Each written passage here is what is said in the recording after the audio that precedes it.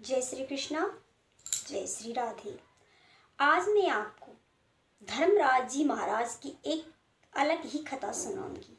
इस कथा के सुनने मात्र से हमें हमारे इस जीवन में जितने भी छोटे मोटे पाप होते हैं, सब पापों से हमें मुक्ति मिल जाती है। धर्मराज जी महाराज का स्मरण करने से और उसका नाम लेने से भी पापों का नाश हो जाता है। उनकी कथा, पूजा, व्रत करने से तो हमें मुक्ति ही मिल जाती है। धर्मराज जी कथा इस प्रकार है। एक बार एक बुढ़िया माई थी। उसने सभी प्रकार के धर्म के कार्य किए थे। उसने कुआं, तालाब, बावड़ी, बाग बगीचे सभी किया। सभी जातियों के लोगों से उसने प्रेम रखा, व्यवहार रखा। उसका सदाचार इतना था कि वह पूरे गांव में उसका नाम हो गया था। एक बार उसकी मृत्यु हो गई।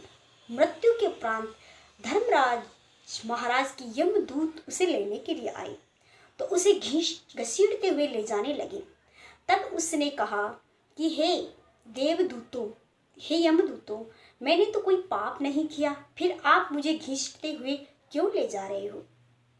तब यमदूतों ने कहा कि हे देवी, अगर तुमने किसी पंछी को आजाद किया है तो याद करो, अगर तुमने किसी को आजाद नहीं किया है तो तुम्हें घसीटते हुए ले जाएंगे। तब उसने स्मरण किया कि एक बार जब एक पंछी बेचने वाला पंछी का पिंजरा बेच रहा था, तब मैंने एक मैना और तोते का पिंजरा खरीदा और उन पंछियों को मैंने आजाद किया था। इतना याद करते ही धर्मराज जी के यमदूतों ने उसे घसीटना बंद कर दिया और विमान मंगवाया और विमान पर बैठाकर उसे ले जाने लगी। रास्ते में वैतरणी नदी आई। वैतरणी नदी इतनी खून, मेद, मवाद इन चीजों से भरी हुई और गरम गरम उफान मारते हुए वह देखकर डर गई कि हे यमदूतों, मैंने तो ऐसा कोई पाप नहीं किया जिससे मुझे इस नदी का दर्शन करवा रहे हो।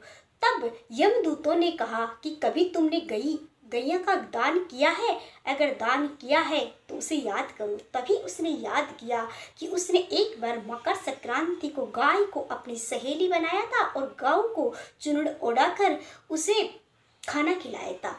तभी गौ माता उपस्थित हो गई और गौ माता ने कहा कि मेरी पूंछ पकड़ लो, तुम्हें वैतरणी पार करवा दूंगी। तभी बुढ़िया माई ने पूंछ पकड़ी और वैतरणी पार हो गई। आगे जब वह गई तो कौओं ने उसे चोंच मारना शुरू कर दिया। तब वह बोली कि हे धर्मराज जी के दूतों, मैंने ऐसा क्या भयंकर पाप किया जो मुझे कौवे चोंच मार रहे हैं? तब धर्मराज जी के यमदूतों ने कहा, क्या तुमने कभी किसी ब्राह्मण की कन्या के बालों में तेल लगाया है? अगर लगाया है तो याद करो, तुम्हें मुक्ति मिल जाएगी। तभी उसने याद किया कि हाँ, मैंने मकर संक्रांति पर एक बार अपनी जेठ की बेटी को तेल लगाया था। तभी कौवे दूर हो गए। एक आगे गई तो कुत्ते उसके ऊपर भौंकने लगे। तब उसने धर्मराज जी से अर्ज किया कि हे यमदूतों, मुझे भयानक कुत्तों से डर लग रहा है, आप इन्हें हटाइए। तभी यमदूतों ने कहा, याद करो, कुत्ते को खाना खिलाया। तभी याद किया कि मैंने अपने खाने में से एक घास हमेशा कुत्ते को दिया है। तब ही कुत्ते दूर हो गए। इस प्रकार वह धर्मराज जी के दरबार में गई और यमराज जी महाराज ने चित्रगुप्त से कहा कि इस बुढ़िया के पाप गिनवाओ। तभी धर्मराज जी के चित्रगुप्त के लेखा जोखा अनुसार उसने सभी पुण्य कर्म किए थे, परंतु धर्मराज जी के निमित्त कोई धर्म नहीं किया। उसने मकर संक्रांति के सारे काम किए पर धर्मराज जी की कथा कहानी नहीं सुनी।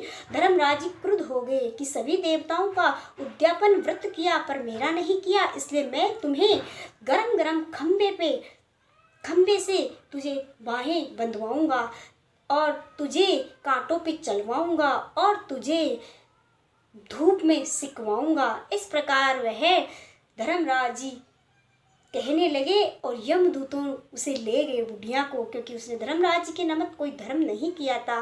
तब वह कांटों पे चलने लगी तो उसे बहुत चुभन होने लगी। तभी एक मेहतरानी आई और उसके सभी कांटों को बुहार दिया। तब बुढ़िया बोली कि हे देवी, आप कौन हो? मेरे हिस्से के कांटे आप क्यों बुहार रही हो? तब वह मेहतरानी बोली कि तुमने मृत्युलोक में मुझे अपनी सहेली बनाकर, अपनी धर्म की बहन बना के मुझे कपड़े पहनाए थे, इसी पुण्य के कारण मैं तुम्हारे कांटे बुहा रही हूँ। यह सोचकर बुढ़िया बहुत खुश हुई और उसे गले से लगा लिया। आगे चली तो उसे गरम गरम खम्भों पर उसे लिपटवाया गया। तब वह गरम खम्भों पे लिपटने लगी तो खम्भे अपने आप शीतल होने लगे। तब वह शीतल होने लगे तब वह बोली कि मैंने तो ऐसा कोई पुण्य कर्म नहीं किया, फिर ये शीतल कैसे हो रहे?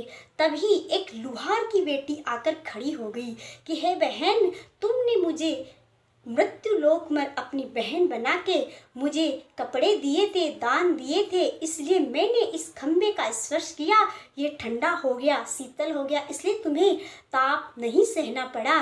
तब बुढ़िया ने उस लुहारिन की बेटी को गले से लगा लिया और कहा कि हे बहन, तूने मेरे इस पाप में मुझे मेरा सहारा दिया, इसके लिए मैं तुम्हें धन्यवाद देती हूँ। अगले जन्म में तुम मेरी सगी बहन बनकर धरती पर आना। आगे चलकर उसे धूप लगी। तब एक मालिन आई और फूलों की वर्षा करने लगी और उसकी तपती हुई धूप में फूल बिछा दिए। उसे धूप नहीं सताने लगी और बादल बरसाने लगे। इस प्रकार जब मैं मालिन से बोली कि तूने मेरा साथ क्यों दिया, तब मैं मालिन बोली कि तूने मृत्युलोक में मुझे अपनी सहेली बनाया था और फूलों का गजरा मुझसे खरीद कर भगवान को अर्पण किया था, इसलिए आज तुम्हारे पैरों में, पाँव में छाले ना हो, इसलिए मैंने फूल बिछाए हैं। इस प्रकार उसे भी गले लगाया और वह खुश हो गई। धर्मराज जी ने, यमराज जी के दूतों ने जितने भी उसे दंड दिए, उन दंडों में वह उत्तीर्ण हो गई। धर्मराज जी के सामने उपस्थित हुई। तब धर्मराज जी बहुत प्रसन्न हुए, बोले देवी, तूने मेरे नाम से कुछ नहीं किया, पर धरती में इतना पुण्य किया कि तुम्हें कोई दुख नहीं सता रहा है, परंतु तुम्हारी मुक्ति नहीं हो सकती, इसलिए तुम्हें धरती लोक पर जाना पड़ेगा और तुम्हें मेरी कथा सुननी पड़ेगी, वरना मैं एक बार आए हुए मनुष्य को धरती पर वापस नहीं भेजता। तो बुढ़िया बोली, हे देव, आपकी बड़ी कृपा होगी, आप मुझे भेज दीजिए और मैं तुरंत कथा पूजा करके चली आऊंगी। कुछ इस तरह धर्मलोक पर काफी समय बीत गया। उधर बुढ़िया माई के सब को जला दिया गया। अब बुढ़िया माई क्या करे, बेचारी अपने उस शरीर में नहीं जा सकती। तभी बुढ़िया माई का पुनर्जन्म हुआ और वह उसी घर में एक कन्या के रूप में जन्म लिया उसने, और जन्म लेके उसने कुछ ही दिनों बाद में बड़ी होकर उसने जब 10-11 वर्ष की आयु हुई, धर्मराज जी नाम से पूजा कथा और पाठ करने लगी और कथा सुनकर उसने धर्मराज जी के व्रत का उद्यापन किया और उद्यापन करने के बाद ब्राह्मण को सुहाग समेत सारे कपड़े दिए और लोटा, डोर, छाबड़ी, जवार, छत्ता, लालटेन, पादुका, धर्मराज जी की मूर्ति, धर्मराज जी का सिंहासन, ये सब ब्राह्मण की बेटी को दान करके उसने मोक्ष प्राप्त किया। इस प्रकार जो धर्मराज जी की कथा सुनते हैं उसे मोक्ष मिल जाता है, और जो धर्म के कार्य करते हैं उसे आगे चल के संताप, ताप, दुख नहीं सहन करने पड़ते। इसलिए हमें धर्म के सभी कार्य करने चाहिए, परंतु जीवन में एक बार धर्मराज जी की कथा अवश्य सुननी चाहिए। तो ये थी धर्मराज जी की कथा। आपको कैसी लगी? अच्छी लगी तो मेरे चैनल को लाइक शेयर करिए। जय श्री कृष्णा, जय श्री राधे।